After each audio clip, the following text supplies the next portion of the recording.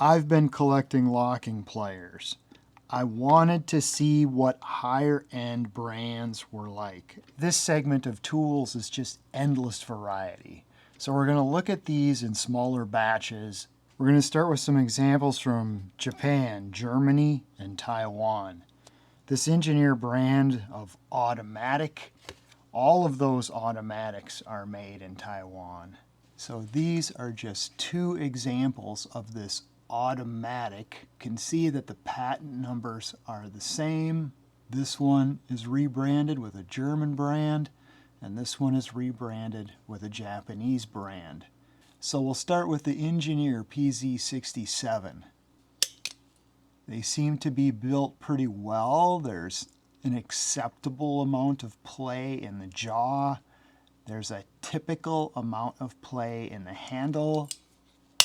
The main thing that I don't like about these is how far the handle opens before you even open the jaw.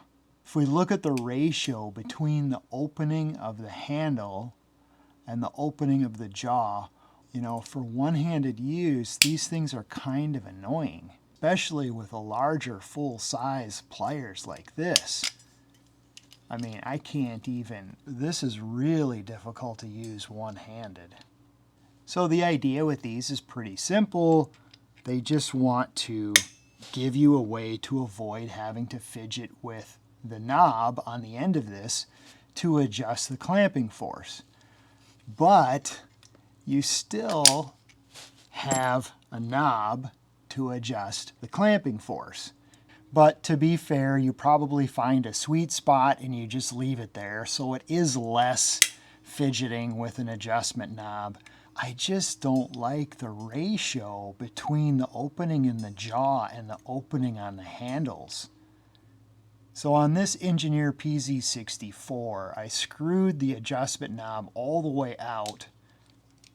So now you can see the difference between the ratio between the opening of the jaw and the opening of the handle. Of these four, this one is the worst. This one's really sloppy. And just in case you're unfamiliar with the Engineer brand from Japan, pretty much one of their trademarks is this machining that you can use to grab onto the head of a bolt or a screw. This is the same company that's kind of famous for the VAM pliers, the Negisaurus brand in Japan, or in the US it's called VAM pliers. The hot set version of the automatic doesn't bear the automatic moniker on it, and it doesn't have that machining that the Japanese versions do. This Japanese brand LOBSTER is another example that has that feature also. And you'll also notice that this does not say where it is made anywhere on the pliers. Here's the product packaging card. Nowhere on here does it say it's made in Japan. It doesn't say made in Japan down here. It doesn't say made in Taiwan. It does say that the importer is LOBSTER. LOBSTER, if you Google it, comes up as a Japanese company. So this crimp dimple, it seems to be an indicator of China or Taiwan country of origin. But these are not bad quality either. The play in the handle is actually pretty low. The play in the jaw is pretty low. These are actually pretty good quality. If we compare this Japanese branded LOBSTER and the American branded Irwin vice grip, the quality is very similar. Play in the Irwin is a little bit more. I don't know if it's just because this one's old and used. Irwin, you got a hex key on the bottom. Don't get that on the LOBSTER. But the LOBSTER is giving you a little bit more of a knurled knob. The seam here looks like it's finished in pretty much the same way. To me, it just looks like some buildup of electroplating in there. I don't see a weld in there on either one of these. So on the vice grip, the handle piece can come out. Same on the LOBSTER. So let's move over to some examples from Germany and from Japan. This 3.PEAKS is proudly labeled Made in Japan. This Stahlvilla brand is made in Germany, stamped Made in Germany, laser etched Made in Germany, leaving no doubt. Germany's got quite a bit of play on the jaw, side to side. For a Stahlvilla branded pliers, that's more than I would expect to see.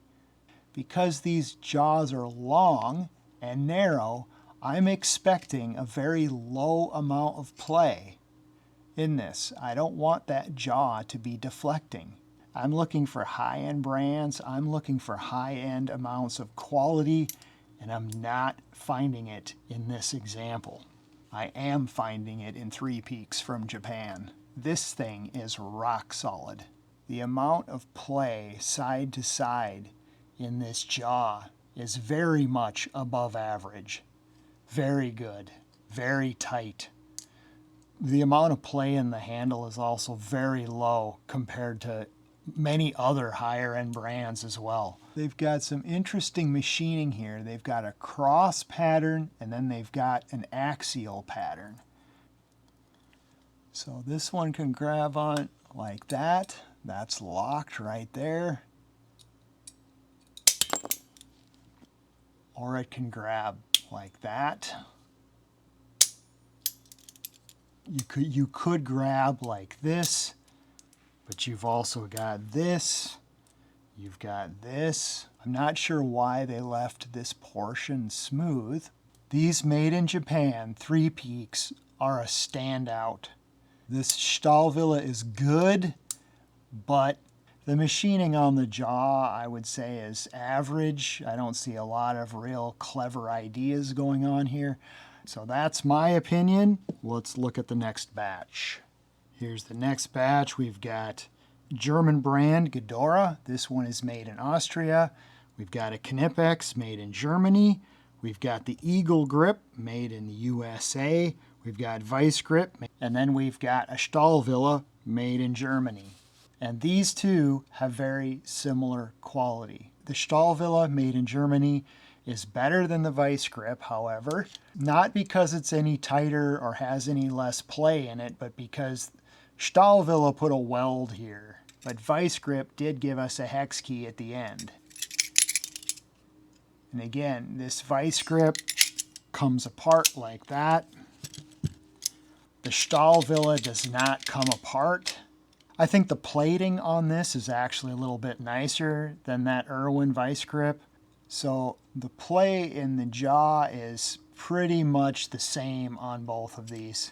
There's a little more sloppiness in the handle on the Irwin Vice Grip than there is on the Stahlvilla, but the Stahlvilla is still pretty loose. Like I said, I'm giving the edge over these two to the Stahlvilla made in Germany. However, all of these fall short compared to this one.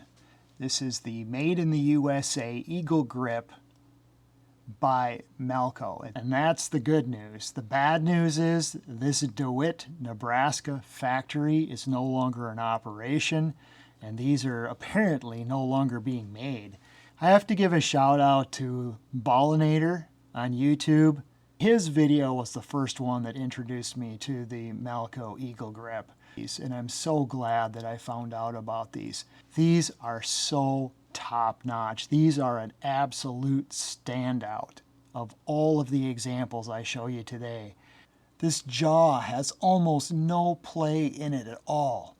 It is so tight and smooth. It does have the typical handle play, but in here where it matters, it's pretty near perfect. Okay. This pliers does not come apart. They've got a pressed sleeve over this end, which is one of the trademarks of this brand. They give you a nice big hex key on the end. The movement on this knurled knob is the smoothest of all of the examples I show you today. Even under tension, pushing on it, it's smooth. The release on this is a little bit different than most. It's a pinch style. I paid somewhere between $35 and $40 for this one on Amazon. This same thing branded Snap-on is going to cost you over $100. So does the Eagle grip really beat a good German brand like KNIPEX? Yeah, I think so. So the finish on this is good. The release lever is nice. You know, they've got a weld here. The Eagle grip has a sleeve. You can see how much nicer the knurling is on the Eagle grip. The knurling on this one is basic. When I turn the knob on the KNIPEX, it's a little more grindy. The KNIPEX does put the coating on the release lever. That is kind of nice. You can see the difference in the design of the release lever.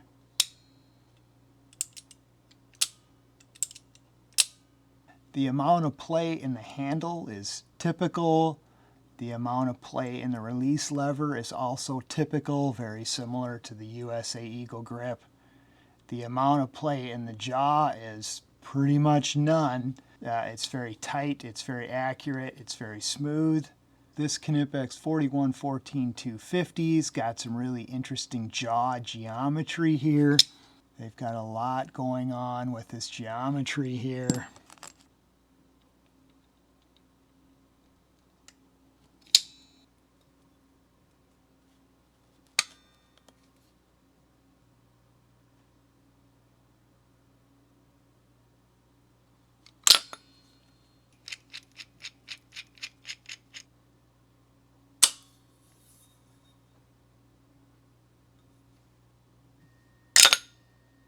So I showed you the differences. I might be biased a little bit in favor of this one. All right, let's look at this German brand, GEDORE. This one is actually made in Austria. So the adjustment knob is flat. There's no hex on that. The knurling is very basic. The knob turns pretty smoothly. They did put a little bit of a weld there. I would say typical play in the release lever. And as far as the handles go, there's no play in this handle at all. The jaw is also nice and tight. The only thing I would say is that it might be a little bit too tight. So on the jaw, they went with a flat and then a round. Kind of look at how... Well, let's just look at the way that they designed this jaw here a little bit.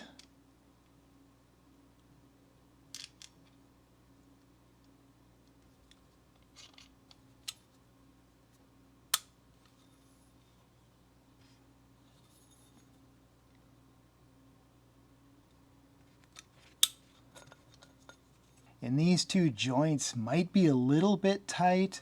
There is a little bit of friction there that I don't see in the other pliers. All right, let's take a look at the next batch. All three of these are made in Germany.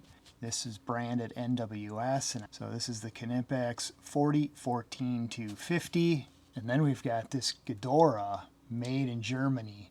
This one is not as smooth as the USA Eagle grip. There's no hex key on the end of the adjustment knob. Very basic knurling on the adjustment knob. They did put a weld here. This one does not come apart. So its obvious gimmick or feature is that these two jaws stay parallel to each other at all times. The only thing I noticed is that this jaw does move this direction when it's going up. It stays parallel, but it's kind of gripping at an angle. I don't know if that's intentional. It's going to apply a force kind of like that as it closes. On this style of release lever, I really like this flange out here. It just makes releasing these pliers a lot easier one-handed. This NWS pliers also has that flange on here. I like that. Pretty much the same thing, flat, no hex, basic knurling, a little bit grindy, not as smooth as the USA Eagle grip. They've got a weld here. This pliers does not come apart at this joint. Here's the play in the jaw. It's not nice and tight like some of those other examples we've seen. I saw another YouTuber review this, and he said that sometimes this gets caught, right? Instead of sliding open, it gets caught taut like that. Okay, so there. I was expecting this pipe to be perfectly nestled in this V and in this V, but it's not. It doesn't rest against this edge at all. I do like this flange though. Even though this KNIPEX seems to be made in the same factory, it doesn't have that flange. It's got the same amount of play in the jaw, same amount of play in the handle and the release lever as the NWS. And I think it's because it's pretty obvious these are made in the same factory. If I had to choose one between these two, I would choose this one because of the flange on the release lever. So we can see that the adjustment knob is the same. There's no hex, basic knurling, little bit grindy, but it's not too bad. They did put a weld here. This pliers does not come apart at this joint, and every design feature in this jaw is the same as the NWS. Everything we've seen so far seems to be a variation of the good old-fashioned vice grip, is what we would say in the United States, whereas these are a clear design departure. This FACOM is made in France, this FACOM is made in France, this is a BGS made in Germany, I believe. Here's the retail packaging for this BGS. And they don't really say where it's made. If it's made in Germany, forgive my skepticism, but I'm used to seeing anything made in Germany proudly stamped or marked that it is made in Germany. And it doesn't seem to be made in Germany. I could be wrong. This BGS is basically a discount version of these FACOM pliers that I'm about to show you. If you're not familiar with this design, it's heavy, and that is to give huge amounts of adjustability. You know, they move the adjustment up here.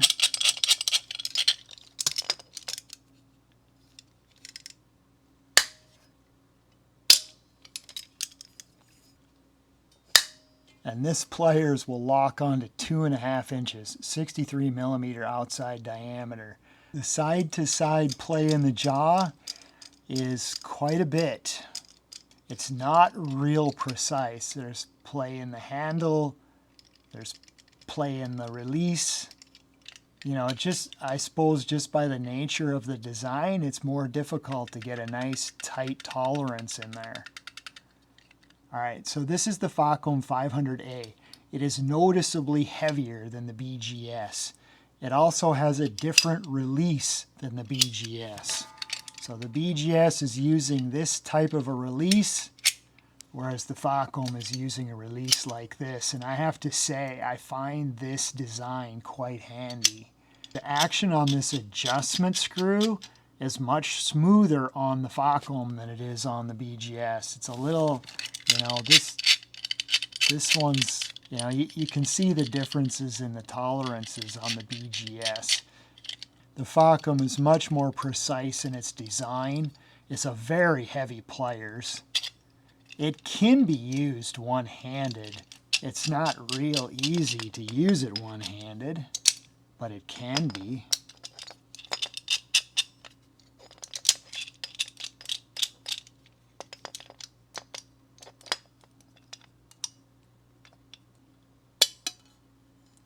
.5 inch diameter. So this won't release if I pull on this. I suppose if I hit something with it, it might release. But you pull the handle tight, then release it this way. And this is the 501A, which is a slight variation of the 500A. You can see how it differs. If I was only going to get one of these, I would get this one. All right, let's just look at the jaws on that.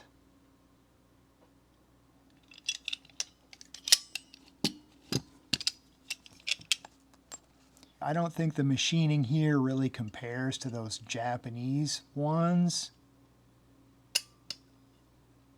It slips out. They don't really do that Japanese Negisaurus machining as good on this. So this is basically just going to be to keep something centered on like that. And this is also rebranded as USOG and Proto, I believe. So we've got a 55 millimeter diameter hole, and this is 26 millimeters deep, and that can go in there and grab onto that nut. The BGS can grab onto it, but the geometry of the jaw makes the purchase that it has on that nut really kind of weird. And even the 501A is like that too. That's why my advice would be to go for the 501A. This jaw design, I think, is much more versatile. So the Eagle can get in there and it can get that.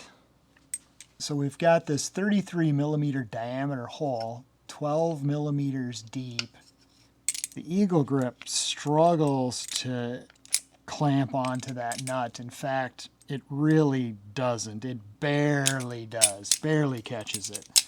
Design of the jaw, this heavier, bigger, bulkier pliers actually goes in there and grabs onto that thing perfectly.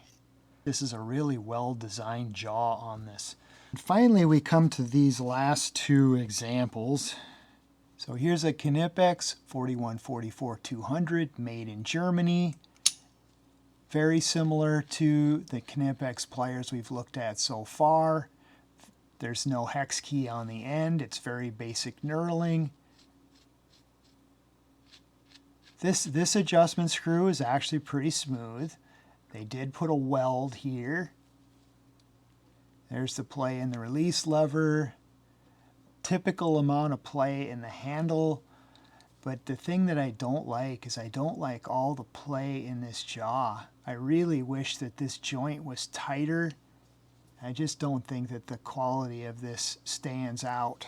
And again, shout out to Ballinator for introducing me to this brand, Grip-On, made in Spain. If you've seen the channel lock pliers that are black with the blue release handle, those are made in Spain. Those are Grip-Ons. The snap-ons that have the gray coloring on the handles, those are made in Spain. Those are Grip-On. I find the angle of this handle handy because when I'm clamping something on a bench, the handle is out of the way. That's basically the main thing with it. All right, so if we look at the Grip-On, the end of the adjustment knob is rounded. There's no hex. Very basic knurling. They put a lock nut on here. I would say the level of precision here is above average, more toward average, but above average. These Grip-Ons do not feel overly sloppy. So look at that. The Grip-Ons will come apart at this joint. Okay. I usually associate that with something a little more low end. So these are my three top standout pliers. The made in the USA, Malco branded Eagle Grip, also rebranded Snap-On. These are a standout quality locking pliers. The FACOM pliers, specifically the 501A, very standout design. Might be a very common design in Europe, but over here in the USA, this design stands out. The jaws are well designed. It has lots of adjustment. And the other standout is this made in Japan 3.PEAKS, very tight, very precise, very good thought put into the design of the jaw on this one. In design, quality, and features, these are my top 3 picks. That's my contribution to the locking pliers content on YouTube. Any use of my affiliate links in the description of this video is much appreciated. If you enjoyed that, please feed the algorithm for me. Stay tuned, and thank you for watching.